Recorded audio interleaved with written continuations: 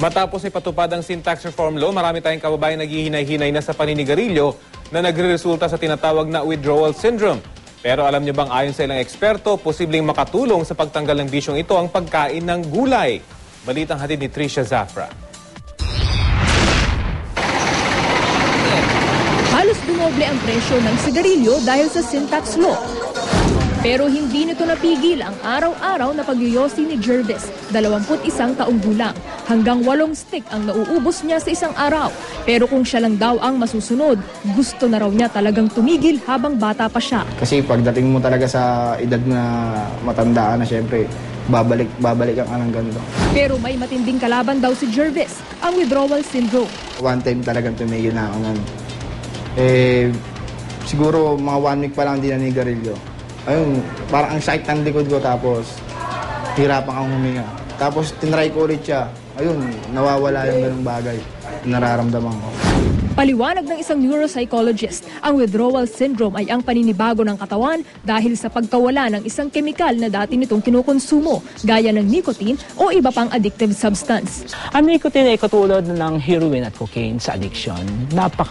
Napakataas ng withdrawal syndrome dito. Ibig sabihin, kapag hindi ka na humihit-hit, ay mahihirapan ka dahil ang iyong utak ay nasanay na sa level ng nicotine. Tumutulong sa paggawa ng mga chemical sa utak na dopamine at serotonin ang nicotine. Mood stabilizer ang serotonin. Nagdudulot naman ng masarap na pakiramdam ang dopamine. Ang mga lulong sa nicotine ay ang mga hindi na makakilos ng normal pag walang sigarilyo. Ibig sabihin, nakadepende na ang utak sa nicotine ng sigarilyo para magkaroon ng normal na level ng serotonin at dopamine. Ang magandang balita, pwedeng makakuha ng nicotine sa mga gulay o ang tinatawag na dietary nicotine. Base sa isang pag-aaral noong 1993 sa University of Michigan na nailathala sa New England Journal of Medicine, may nicotine ang cauliflower, talong, patatas, ripe tomatoes at green tomatoes. Dahil ang dietary nicotine ay pumapasok sa ating tiyan at napaprocess ng tamang gastrointestinal enzymes.